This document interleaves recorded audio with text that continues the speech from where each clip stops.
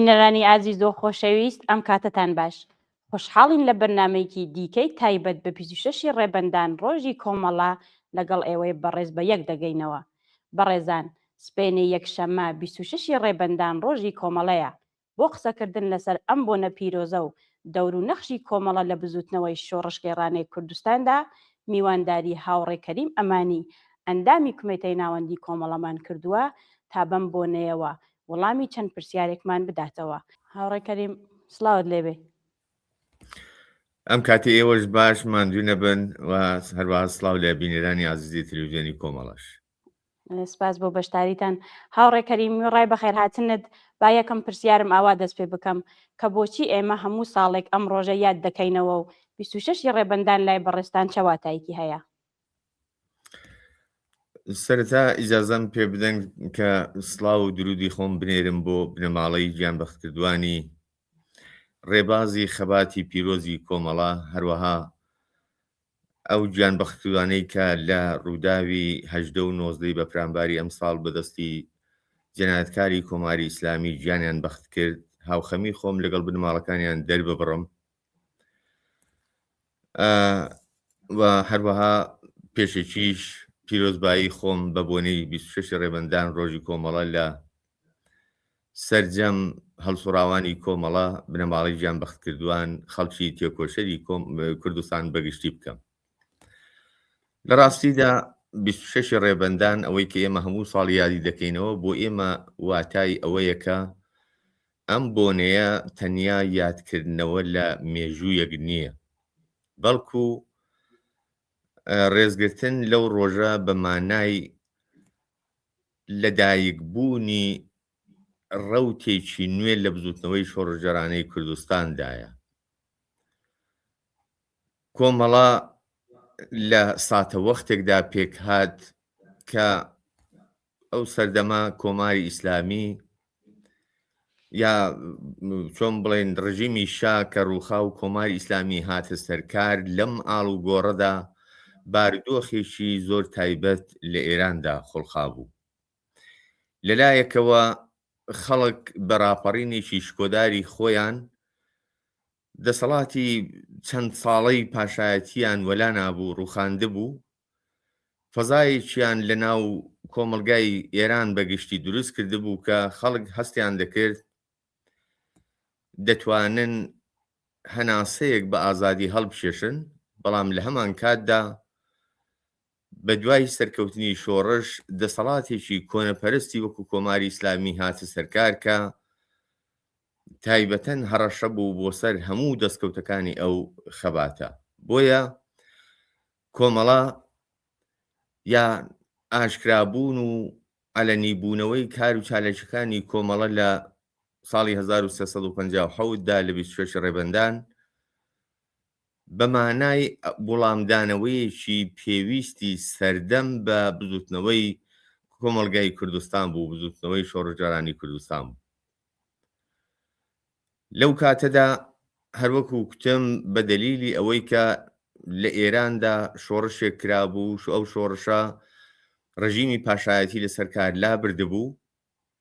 بەڵام لە هەمان کاتدا جێگۆڕچیەکەی بە دەسەڵاتێکی کۆنەپەرست و جنایەتکار کرابوو و جگاکەی بەو ڕژیمە پڕ بووەکە هەر لە سەرەتاوە کوردستان و بە تایبەت کۆمەڵا کە بەر لە ڕاپەڕینی 57 نزیک بە دەیەک کار و چالاکی بەنهێنی دەکرد و هەم لەگەڵ پێکهاتەی کۆمەلگا ویست و خواستەکانی کۆمەلگا ئاوێتە بوو بە باشی دەیناسین، هەمیش زۆر زوو دوای ڕاپەڕین، دوای سەرکەوتنی شۆڕش و دوای هاتنە سەرکاری کۆماری ئیسلامی ماهیەتی ئەو ڕژیمەی بە باشی ناسی. بۆیە بۆ پاراستن لە دەستکەوتەکانی شۆڕەشی بەتایبەت لە کوردستان کۆمەڵە عەلەنیبوونی خۆی بەداخەوەم بە دوای گیانبەختکردنی کاک حەمەسەنی کەریمی یەکێک لە ڕابەرانی لێهاتووی کۆمەڵە بوون و ئاشکرابوونی خۆی ڕاگەیاند، بەڵام لە هەمان کاتیشدا بۆ پڕکردنەوەی بۆشاییەک بوو بۆ وەڵامدانەوە بە ئەو پێویستیانە بوو کە لەو سەردەمەدا بزوتنەوەی شۆڕژێرانی کوردستان پێویستی پێی بوو. کۆمەڵە بە ئاشکرابوونی خۆی زۆر زوو خەڵکی لە ماهیەتی کۆماری ئیسلامی ئاگادار کردەوە، ماهیەتی کۆماری ئیسلامی لە قاودا خەڵکی بۆ پاراستنی دەستکەوتەکانی خۆی لە دەوریەک ڕێکخست، سازمانی دان و زۆر هەنگاوی دیکەکە ڕەنگە دوای پرسیارەکانی دیکەدا بتوانین بچینە سەری. بۆیە بۆ ئێمە یادکردنەوەی ئەو ڕۆژە یادکردنەوەی لە هەموو ئەو ڕووداوە گرنگان لە هەموو ئەو قۆناغە گرنگانەوە ئەو ڕۆڵەیە ئەو کاریگەریە کە ئاشکرابوونی کۆمەڵە یابوونی کۆمەڵە لە ناوزوتنەوەی کوردستاندا لە خۆی نیشاندا. هاوڕێکەریم زۆر سپاس. ئەو تایبەتمەندیانەی کە کۆمەڵی پێناسە دەکرێت کامانن؟ ئەو تایبەتمەندیانەی کە کۆمەڵا وەکو خەسڵەت لە هێز و لایەنەکانی دیکەی کوردستان بە شێوەیەکی گشتی زیاد دەکاتەوە ئێزگار زۆرن، بەڵام ئەگەر بە چەندانەیەکیان بتوانین ئاماژە بکەین زۆر بە کورتی، ئەوەیە کە کۆمەڵا هەر لە سەرتاوە بڕوای بە جەماوەر بوو، بە هێزی جەماوەر، نەک وەکو حیزبێک وەک جریانێک وەک ڕەوتێک کە تەنیا متتەکی بە هێزی حیزبی خۆی یا تاک یا لایەنێکی دیاریکراو بێ، بەڵکو پشتبەستوو بوو بە هێزی لە بنەهاتووی جەماوەر. ئەمە یەکێک لە خستە هەرە بەرجەستەکانی کۆمەڵە بوو. لە هەمان کاتدا کۆمەڵا جریانێکی چەپ و کۆمۆنیست و ئازادی خواز بوو، یعنی کۆمەڵا هەروەکو بارەها باسمان کردووە لە بواری ئازادی خوازیدا یەکەم هێز بوو کە توانی ژنان ڕێک بخات بیان هێنێتە مەیدانی خەبات و لە عینی حاڵدا هەتا ئاستی فەرماندەیی لە ناو جریانەکەی خۆیدا جێگەیان بخا، ئێعتماد بەخۆیەکی پێبەخشین بە ژنانی هێنا ڕیزی بەیستا هەموو کار و چالاکی و هەموو ڕووداوەکانی ناو کۆمەلگاوە دەخیلی کردن لە ڕووداوانەدا. ئەوە خۆی هەنگاوێکی ئێجگار زۆر گەورە بوو، شکاندنی تابۆیەکی تا ئەو کاتە لە شێوەی خۆیدا زۆر بەرچاو بوو و لە هەمان کاتدا ڕەوتێکی چەپ و ڕۆشنبیر بوو. ڕۆشنبیر بەو مانایی کە دژ بە دواکەوتویی، دژ بە کۆنەپەرستی، دژ بە ئەو کات سیستەمی دەرەبەگایەتی، ئاغایەتی، مالکیەتی و جریانی عەشیرەیی بوو.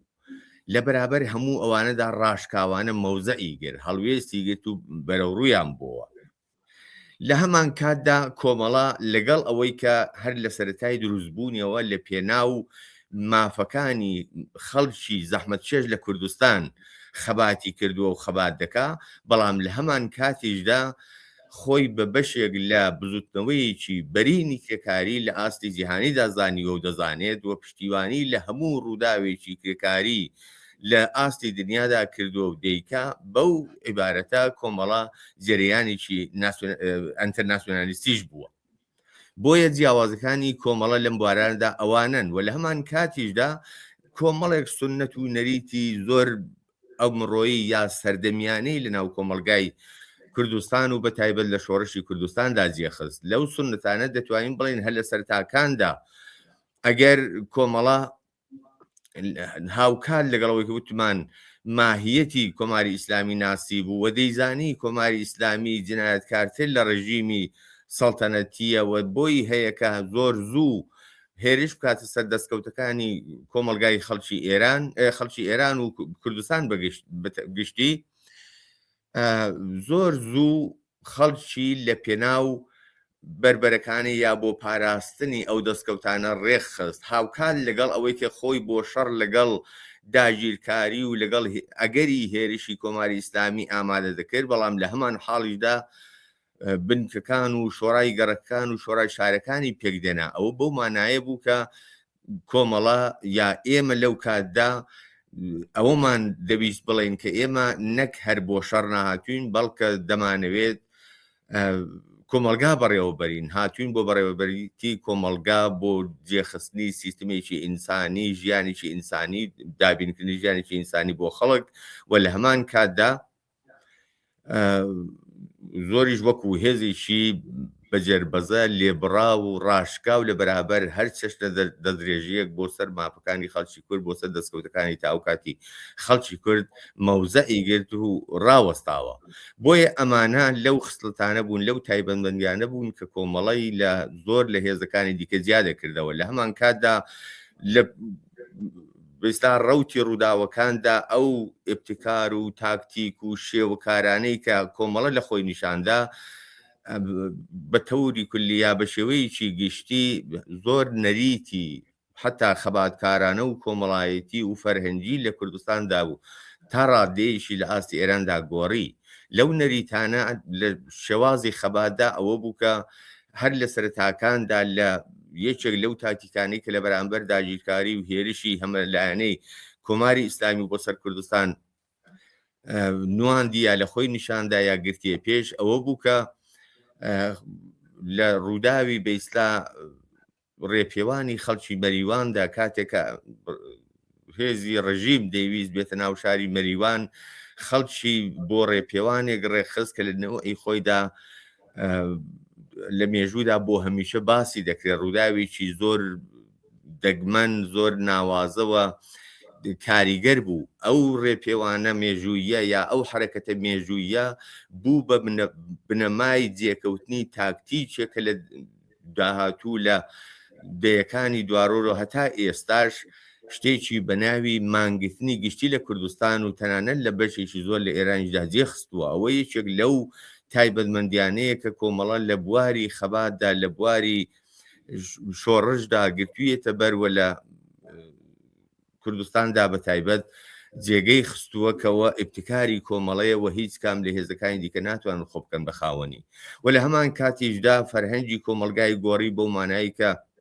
لەباری گوتار و ئەدەبیات و فەرهەنگ و هەڵس و کەوتی کۆمەلگا لەگەڵ یەکتر ژن و پیا و لەگەڵ یەکتر بیری ئازادی لەناو کوردستاندا و ئاڵوگۆڕێکە لە فکریەت و زێهنیەت و فەرهەنگی خەڵکی کوردستاندا پێچی هێنا ئەوانش دەگەڕێتەوە هەر بۆ خستلتانەی کە کۆمەڵە لە کوردستاندا بووی. ئەگەر بوونی کۆمەڵە نەبایەت چ بەسا ئێستا ئێمە کوردستانێکی جیاوازتر لەو بەشانەی دیکەمان نەدەبووە چ بەسا دەبووە کوردستانیش وەکو زۆرێک لە شوێنەکانی دیکەی ڕۆژهەڵاتی ناوەڕاست بەتایبەت دەبووە زەلکاوێکی کۆنەپەرستی و شاهیدی ئەو ئاستە لە پێشکەوتووی لە ڕۆشنبیری لە شۆڕژێری ئێستای کۆمەلگای کوردستان نەدەبووین کە بۆتە زمانزەد لە ئاستی جیهانی و ناوچەکەشدا. زۆر سپاس هاوڕێ کەریم. ڕۆڵی کۆمەڵە لە بزوتنەوەی شۆڕشگێڕانەی کوردستاندا چۆن هەڵدەسەنگێنن؟ ڕۆڵی کۆمەڵە ئێجگار زۆرە. من لە جوابی وەڵامەکەی پێشوودا هەندێکیانم ئیشارە پێکرد، بەڵام بە شێوەیەکی گشتی کۆمەڵە هەروەکوتم لە جەرگەی شەڕدا یا لە جەرگەی بەرە ڕووبوونەوە و خۆ ئامادەکردن بۆ بەرامبەرچی لەگەڵ کۆماری ئیسلامی دەستی برد بۆ پێکێنانی بنکە و دامەزراوە و شۆڕاجەماوەریەکانی ناو کۆمەلگادا. ئەوە بەمانای ئەوەیە کە هاوکات لەگەڵ ئەوەی کە خەڵک ڕێک دەخا بۆ خۆڕاگری بۆ مقاومەت بۆ بربەرەکانی لەگەڵ داگیرکاری لەگەڵ ئەگەری هەر هێرشێک، بەڵام لە هەمان کاتدا ئامرازەکان یا پێداویستیەکانی بەڕێوەبەرێتی کۆمەلگا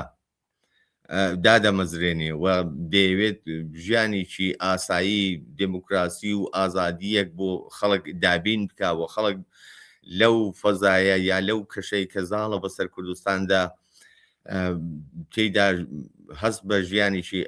ئاسوودە بە هەناسە کێشانێکی بە ئازادی بکەن و لە هەمان کاتدا لە بواری بەرگری لە ئاستی بەیستا هێرشەکان یا هەڕەشەکانی دوژمندا کۆمەڵە لەو هێزانە بوو کە زۆر بەڕاڕایی لە بەرامبەر هێرشی ڕژیمدا مەوزەئی گرت، ڕاوەستاوە فراخانی مقاومەت یا بەرەو ڕووبوونەوەیکی گشتی لە کوردستاندا خەڵک پیر ئەو بانگەوازاوە هاتن لە ئاستێکی ئێزگار زۆردا. دەلیلەکەشی ئەوە بوو کە کۆمەڵا لە ڕابردووی خۆیدا ئەو چەند ساڵی کە بەنهێنی کاری کردبووە هەڵسوراوەکانی بنیانگوزاری بێستا ئەو دامەزرێرانی کۆمەڵا لە ناو کۆمەلگادا لە ناو خەڵکدا لە ناو چی دوتوێرە جۆرا و جۆرەکانی چ کوردستان و چ زۆر بەشی ئێراندا وەکو کەسایەتی وەکو سیمای ناسرا و ناسرا بوون، خاوەن جێگە و پێگەی کۆمەڵایەتی و خۆشەویست بوون و ئەوان لەو کاتانەدا هەر بڕیارێکیان دەدا خەڵک بە دڵاوەڵەیی وە زۆر بە دڵگەرمیەوە بە پێشوازی داهاتن و پشتیوانی لە بڕیارەکانی دەکرد. هەر بۆیە چ مەقاومەتی بێسا فراخان یا داواکردن بۆ ئەوەی کە خەڵک بە شێوەیەکی گشتی لە بەرامبەر هێرشی کۆماری ئیسلامیدا یەکدەست بەرەوڕوو بێتەوە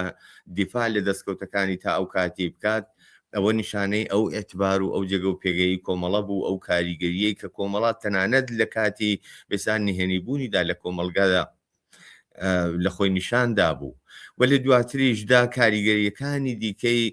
ئجگار زۆرن. یەک لەوانە ئەوەیە کە لە کۆمەلگای کوردستاندا لانیکەم فەرهەنگێکی ئەگەر چی سەرەتاکان بەداخەوە شەڕێکی ناوخۆیی گریبانگیر یا یەخەگیری کۆمەلگای کوردستان بوو ناخواستە، بەڵام کۆمەڵە بەردەوام تەئکیدی لەوە دەکردەوە کە دەبێت لە کوردستاندا پۆرۆلاریزم، دەبێت ئازادی بەیان، دەبێت ئازادی کار و چالاکی هەڵسوڕان، حیزبیەت لە کوردستاندا جێبکەوە. ئەوە خۆی جۆرێک لە دموکراسی لە ئازادیە بەردەوام لەسەرەوە پێداگیری کردووە تا ڕادەیەکی زۆریش دوای ئەو ڕووداوە ئەو شەڕە ناوخۆیە. بەڵام بە دوایدا ئێستا دەتوانین بڵێن بەخۆشیەوە ئەو فەرهەنگە ئێزگار زاڵە، ئێزگار بەرچاوە لە کوردستاندا کە خەڵک لە هەر قۆناغێکدا بۆ هەر ڕووداوێک تەنانەت خەڵکن جەماوەرن کە گوشار دەخەنە سەر هێز و لایەنە کوردیەکان، هێز و لایەنە سیاسیەکان کە بۆ بەرتەرەفکردن یا ڕەفعی اختلافات و ناکۆچی و گرژەکانی نێوانیان لە هەر بابەتێکەوە بە جێگای پەنابردنە بەر تونند و تویژی و چەک پەنا ببەنە بەر دیالۆگ و دانیشتن و توێژی سیاسی لەگەڵ یەکتردا. ئەوە کاریگەریەکی زۆر بەرچاوی کۆمەڵەیە و ئێستاش کۆمەڵە یەشێک لەو لایەنانەیە کە تەنانەت لە دیالۆگ و گفتوگۆ و دانیشتەکانی ئێستا و کۆڕ و کۆمەڵەکانی ئێستای هێز و لایەنە سیاسەکانی کوردستانیشدا زۆر بە بەرچاوی زۆر شێلگیرانە پێداگیری لەسەر دەکاوە، لەسەری جەخت دەکاتەوە. ئەمەی لە کوردستاندا تا ڕادەیەکی زۆر جێخستووەوە لە پێناو ئەوەدا لە داهاتووشدا بێگومان ئەو پەڕی هەوڵی خۆی دەدا. کاریگەری دیکەی ئەوە بوو کە لە ناو بەیسا لە پەیوەندی نێوان ژن و پیاودا پێگەی ژنی لە ئێراندا لە کوردستاندا بە تایبەتی بەرجەستە کردەوە. دیدگا و ڕوانگەی کۆمەلگای نسبەت بە پێگەی ژن گۆڕی. ئێعتماد بە نەفس و متمانە بەخۆیەکی ئەو تۆی بە ژن بەخشی بۆ ئەوەی کە ژن تەنیا بوونەوەرێک نییە کە لە چوارچەوەی ماڵدا ماڵداری بکات، منداڵداری بکات و خزمەت بکە، بەڵکو وەکو ئینسانێک وەک بەشێک لە کۆمەلگا دەتوانێت لە ئاڵوگۆڕ و لە ڕەوتی ڕووداوەکانی کۆمەلگادا دەخیل بێ، لە کاروباری کۆمەڵایەتیدا بەشدار بێوە، لەسەر چارەنووسی خۆی، لەسەر داهاتووی خۆی، لەسەر شێوەی ژیانی خۆی تەسمیم بگرێ، بڕیار بدا کە ئەوە تا ڕادەیەکی زۆر ئێستا ئەو فەرهەنگە لە کوردستاندا بەخۆشیەوە جێکەوتووە. و لە هەمان کاتدا کۆمەڵە هەر لەگەڵ ئاشکرابوونی لەگەڵ ئەوەی کە هاتە ساحەی مەیدانی سیاسی یا گۆڕپانی سیاسی لە کوردستان هەر لە سەرەتاکانەوە چین و توێژێکی کە تا ئەو کات لە ناو کۆمەلگاکاندا بە زۆری بەرچاو نەدەکەوتن، نادیدە گیرا بوون، بە کەم چاو لێ دەکران، بریتی بوون لە چین و توێژی زەحمەت چێژ لە کرێکاران، زەحمەت کێشان لەو چینانەی خوارەوەی کۆمەلگا. کۆمەڵە بە هاتنی خۆی بە حزوری خۆی بە تەئکید و پێداگیری و لێبڕاوی خۆی پێگەی ئەو توێژەی لە کۆمەلگادا بەرجەستە کردەوە. خۆی بە عەکسی هەموو جەریاناتێکی تا ئەو کات ئەوەی کە کۆمەڵە پشت بەستوو بوو پێی ئەوەی کە کۆمەڵا حسابی لەسەر دەکرد و خۆی بە یا خاوەنداریەتی دەکرد، خۆی بە بەشێک لەو چینە دەزانی چینی کرێکار و زەحمەت چێش بوو وە کۆمەڵا جێگە و پێگەی چینی کرێکار و زەحمەت چێشانی لە کۆمەلگای کوردستان و تا ڕادەیەک ئێراندا بەرجەستە کردەوە. ئەوانیشی پلەی کۆمەڵایەتیانی تا ئاستێکی ئیزگار زۆر بەرز کردەوە. ئەگەر تا ئەو کات مەسلەی کرێکار بوون، زەحمەت چێش بوون لەو ئاستەدا جۆرێک بە جورئەتەوە باسی نەدەکرا یا جۆرێک وەکو پێگەیەکی نزمی کۆمەڵایەتی چاوی لێ دەکرا. بەڵام ئێستا ئەوەی کە خۆی بە شۆڕژێر، ئەوەی کە خۆی بە بوارەکانی خەباتی ئازادی خوازی، یەکسانی خوازی، یعنی هەر بوارێکی پێشکەوتن و سەردەمیانە و مدێرنی ئەمڕۆیە خۆی بە کرێکارێکی ئاگا و شار ناو دەبا. یعنی کرێکار تا ئەو ئاستا ئەتماد بە خۆی پەیدا کردووە کە ئێستا مدعیەوە لە پێناو گەیشتن بەدەسەڵاتدا خەبات دەکاوە. پێی وایە کە ئەو دەتوانێت ئەو شایستەجی هەیە، ئەو لێ هاتووە هەیە کە بتوانێت دەسەڵاتی سبێ ڕۆژ بەدەستەوە بگرێەوە ئومورات و بەڕێوەبەرایەتی کۆمەلگا لە ئەستۆ بگرێەوە. ئەوەی کە تا ئێستا سیستەمێکی سەرکوتگەر و چەوسێنەری سەرمایەداری چ لە جۆری سەڵتەنەتەکەی چ لە زۆری ئیسلامیەکەی لە ئێران کردوێتی یا بەدەستێەوە بووە شایستەی ئەو نەبووە، بەڵکو ئەمە ئەو شایستەی ژیا چینی کرێکارەکە لە داهاتوودا هەوڵی بۆ دەدا بۆ ئەوەی کە ئەم جێگۆڕشەی دەسەڵاتە بکاوە بەڕێوەبەرایەتی کۆمەلگا بەدەستەوە بگرێەوە ئەو جۆرەی کە پێویستە ژیانێکی شایستەی ئینسان لە کۆمەلگادا دابین بکە. بەو دلیلەی کە زۆرینەی کۆمەلگا پێک دێنێ ئەو توێژە بەو هۆکارەی کە تەواوی سەروەت و نیعمەتەکانی کۆمەلگا پێک دێنێ ئەو توێژە بەو دلیلەی کە هەتا ئەو کات ئەو توێژە بۆ خۆی سەرڕای ئەوەی کە بەرهەمهێنەری هەموو نیعمەتەکانی ناو کۆمەلگا بووە، بەڵام بۆ خۆی کەمترین بەهرەی لێ بردووە. هەر بۆیە ئێستا چینی کرێکار و زەحمەت چێش لە کوردستان لە ئاستێکی مدعی دەسەڵاتدا، لە ئاستێکدایە کە لە پێناو گەیشتن بە دەسەڵات بۆ دامەزراندنی حکوومەتێکی شۆرایی، حکوومەتێکی سۆسیالیستی، حکوومەتێکی کرێکاری خەبات دەکا بۆ ئەوەی کە لە بەپێچەوانەی هەموو ئەو دەسەڵاتانی ڕابردوو چینی چەوساوە، چینی ستەمدیت و نەتەوە جیاوازەکان لەگەڵ لێک نزیک بکاتەوە، لێک هەڵ پێچێوە مافەکانیان بۆ دەستە بەر بکاوە، ئەوان بە مافەکانی خۆیان بگاتن. لە هەمان کاتدا یەکێکی دیکە لە کاریگەریەکانی ئەوە بوو کە لە بزوتنەوەی شۆڕژێرانی کوردستاندا بەردەوام جۆرێک هەتا بەر لە شۆڕش 57 تا ئێستاشی لەگەڵ بێ زۆر بەشێک لە لایەنەکان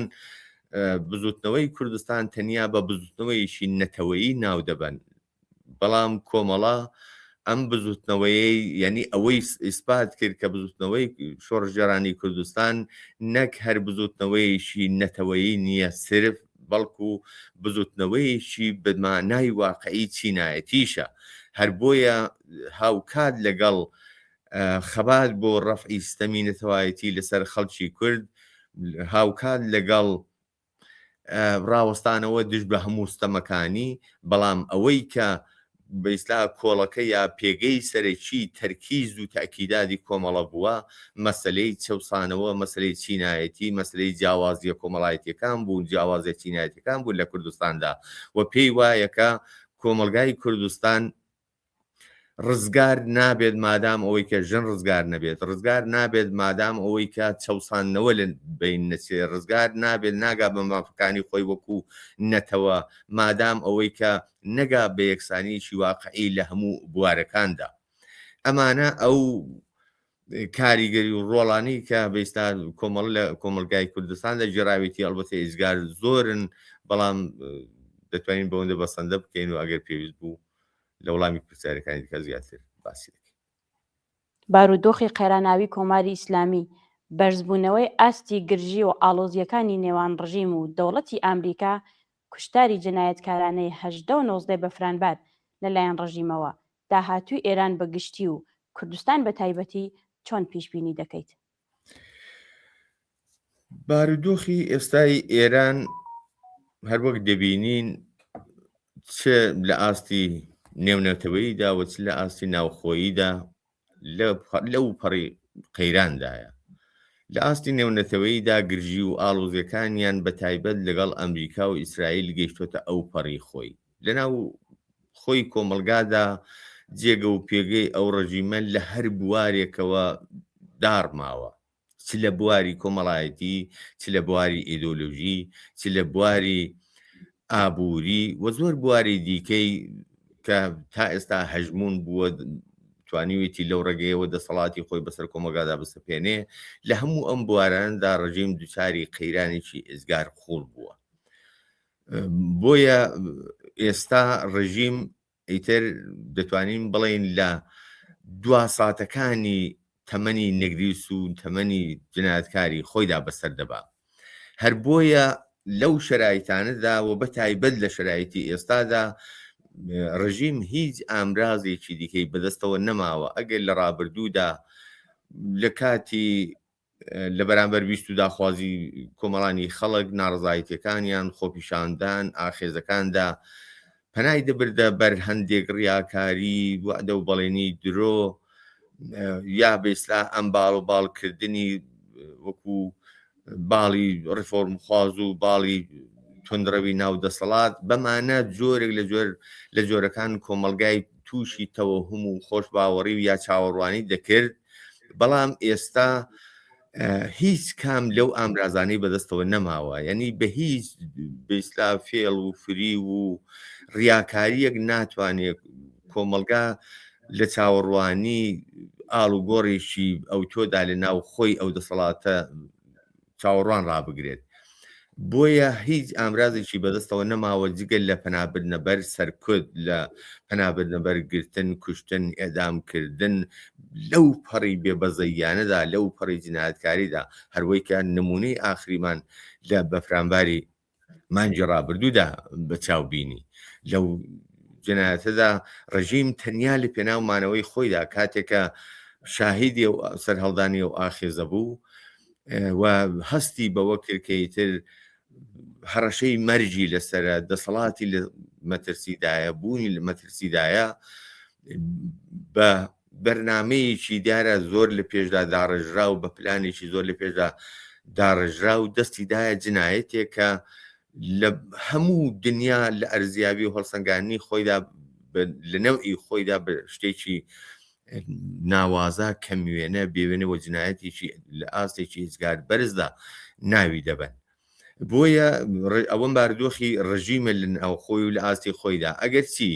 خۆ ئەو جنایەتانە ئەو سەرکوتانەوە لەمە ئەمە سەرکوتێم ئاخرێش ناتوانێت تەنانەت بۆ ڕۆژێکیش دەسەڵاتی ڕژیم درێژتر بکاتەوە، بەڵکو بە ئەکسەوە پێگەی ڕژیم لاوازتر دەکات، ڕق و تووڕەیی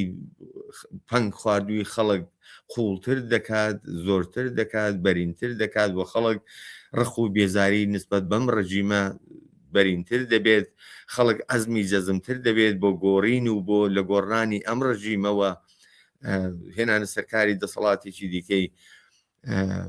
ئینسانی کە تێیدا خواست و ویستەکانی خوانی تەدا بینەوە. ئەمە ئەو ورەیە یا ئەو ئەزمە ئەو باوەڕە بە خەڵک دەبەخشێ و بەخشیویە. هەرچەند خەڵک زۆر بەداخەوەم دیارە کاتێکە زیانیان لێ دەکەوێت، دیارە کاتێکە شاهیدی کوشت و کوشتار و خەفڵامیشی ئاوە لەو ئاستەدا دەبن، بێگومان خەمبار دەبێ، بێگومان ماتەمین دەبێ، بێگومان بۆ ئەوەی کە بەر بە زیانی گیانی لەوە زیاتر بگرێ، بەر بە لە دەستدانی جگەرگۆشەکانی بگرێەوە دڵسووتانی بنەماڵەکان و دایک و بابەکان، بیر لە تاکتیک و شێوازی جۆرا و جۆر دەکاتەوە. هەر بۆیە چاوەڕوانی ئەوە دەکرێت کە لە داهاتوویکی نەچەندان دووردا سەر لە نوێ خەڵک ئاخێزی جەماوەری لە ئاستێکی زۆر بەرزتریندا دەست پێ دەکاتەوە و بێگومان ئەو ئامانجانەی کە لە پێناویدا هەموو ئەو قوربانانەی داوە بەسەرکەوتن دەگا و مسۆگەر دەکات. و لە هەمان کاتیشدا لە کوردستان بە دەلیلەوەی کە بەردەوام پێگە و جێگە و مەوقعیتێکی ئێزگار تایبەتتر لە ئێرانی بووە، کۆمەلگای کوردستان هەر لە سەرتاوە مەکۆی شۆڕش بووە، مەکۆی خۆراگری بووە، سەنگەری بەرخۆدان بووە و لە هەمان کاتدا ماوەی چەندەی ڕابردوودا ینی ئەو 47 ساڵی کە لە دەسەڵاتی ڕەشی کۆماری ئیسلامی تێپەڕ دەبێت کوردستان بەردەوام شوێنێک بووە کە وەک سەنگەرێکی پتەوی خۆراگری لە بەرامبەر دەسەڵاتی جیناتکاری کۆماری ئیسلامیدا ڕاوەستاوە و نەک هەر بۆ کۆمەلگای ئێران ئەو مۆقعیتی دروستکردە بەڵکو لە سەرەتاکانی دوای هاتنە سەرکاری کۆماری ئیسلامیدا بۆ هێز و لایەنە چەپ و ئازادی خوازەکانی دیکەش بوو بە پەناگەیەک بوو بە سەنگەرێکەوە هەنهاتن لەوێدا خۆیان دیتەوە لە بەرامبەر ڕژیمی جێناتکاری کۆماری ئیسلامیدا وەستانەوە. ئەم تایبەتمەندیەی کوردستان وای کردووە کە لە ڕەوتی ڕووداوەکان و بە تایبەت لە کاتی ئاخێزەکاندا کۆمەلگای کوردستان ببێت بەسەر مەشقی ڕاپەڕینەکان ببێ بە سەر مەشقی شۆڕژ نیشاندەری شێوازی ئەمڕۆیی خەبات لە ئاستی ئێرانیشدا، یعنی ئەو شێوەی بێستا تاکتیکانی کە لە کوردستان لە خەباتدا بەکارهێنراوە وەکو مانگرتنی گشتی وەک ئەو یەکگرتووی و یەکدەنجیە وەک ئەوەی کە هەموو چین و توێژەکانی کۆمەلگای کوردستان یەکدڕ و یەکگرتوو لە بەرامبەر ویستێکی هاوبەش لە بەرامبەر دوژمنێکی هاوبەش لە پێناو ئامانجێکی هاوبەشدا خۆیان نیشانداوە. ئەمە تەنانەت کاریگەری کردوتە سەر بەشەکانی دیکەی کۆمەلگای ئێران و کۆمەلگای ئێران ئێستا لە زۆر قۆناغدا لە زۆر بواردا ئەزمووی لێوەردەگرێ بەکاری دەهێنێ. بۆ نمونە ئەلەم ئاخێزەی ئاخریدا و دوای ئەو کوشتارە ئێمە شاهیدی ئەوە بووین کە هاوکات لەگەڵەوەی کە خەڵک لەسەر شەقامەکان بوون لە زۆر شارەکان لە زۆر شوێنەکان، بەڵام هاوکاتیش لە زۆر ناوەندی شارەکاندا دوکان و بازارەکان لە ئاستێکی زۆر بەرچاودا داخرابوون. ئەوە نیشان دەدا کە کۆمەلگای ئێرانیش بە شێوەیەکی گشتی گەیشتووە بەو ئاکامەی کە ئەو شێواز و تاکتیک و ڕەوشە خەباتکارانەی کە لە کوردستاندا پەیڕەو کراوەوە کۆمەڵە لە ئەساسدا سەرچاوە و داهێنەرێتی ئەوە لە خەباتی خەڵکی ئێرانیشدا جێگیر بکرێ ڕەچاو بکرێەوە کەڵکی لەوەربژیرێ. ئەم تایبەتمەندیانە کوردستانی والێک ئەنی لەو ئاسەدا ڕاگرتووە و کوردستان هەر ئێستاش چاوەڕوان دەکرێت کە لە ڕەوتی ڕووداوەکانی داهاتوودا هەروەکو هەمیشە ڕۆڵی پێشەنگایەتی بژێڕێەوە ببێتە هەوێنی یەکگرتوویی لە ئاستێکی سەرتاسەریدا لە خەبات لە دژی ئەم ڕژیمەوە لە پێناو گەیشتن بە ئامانجێکی گشتی کۆمەلگای ئێراندا و جێگیرکردنی دەسەڵاتێکی ئینسانی لە داهاتوودا. ئەمانە ئەو تایبەتمەندیانن کە لە کوردستاندا ئێمە دەتوانین لەو شرایطەدا وەکو بارودۆخی ئێستای ئێران بەگشتی و کوردستان بە تایبەتی ئاماژەیان پێ بکەین. زۆر سپاس هاوڕێکەریم. وەک دوا پرسیارم ئەرکی هەڵسوڕاوانی چەپ و کۆمۆنیست و بە تایبەت هەڵسوڕاوانی کۆمەڵە لەم قۆناغە هەستیارەدا چییە؟ دیارە ئەرکی هەڵسوڕاوانی چەپ و کۆمۆنیست و تەنانەت ئێمەش وە گوزەریانێکی چەپ و کۆمۆنیست لەم خۆناغی ئێستادا ئەوەیە کە هەروەک هەمیشە ڕۆڵی ئاوڕوونکەرەیان بووە لە ناو کۆمەلگادا ئێستاش بەو ڕۆڵی خۆیان هەستن. لە هەمان کاتدا ئەرکی سەرەکی هێزە چەپەکان هەڵسوڕاوانی چەپ لە ناو کوردستان و لەوانە خودی کۆمەڵەش لەم خۆناغەدا ئەوەیە کە کار بکەن بۆ هەرچی زیاتر لێک هەڵپێکرانی هەموو چین و توێژەکانی ناو کۆمەلگا، ڕێخستنی ئەم چین و توێژانە. ئەگەر تا ئێستا ڕێخستنەکان بە شێوەی پراکەندە و لێرە و لەوێ بوون، ئەگەر تا ئێستا نەتواندراوە بە شێوەیەکی گشتی ئەم چین و توێژانە لە ئاستێکی کۆمەڵایەتیدا لێک هەڵبپێکرێتوە، ئەو لێک هەڵقەی ئەمە هەڵپێکرانە هەڵقەیەکی لە پستان نەهاتوو بێت. ئێستا ئەرکی هەڵسوڕاوانی چەپ و کۆمۆنیست لە ناو کۆمەلگادا ئەوەیە کە ئەم ڕێخستانە بەهێز بکەن، ئەم ڕێخستانە بەربڵاوتر بکەن و تەنانەت نەک هەر لە کوردستاندا بەڵکو لە ئاستی سەریشدا بزوتنەوەی شۆڕژەرانی کوردستان و بزوتنەوەی کۆمەڵانی خەڵکی ئێران بە شێوەیەکی گشتی بەیەکەوە گرێ بدەن و ئەو ئاگاهی وشاریە لە ناو کۆمەلگادا جێبخەن کە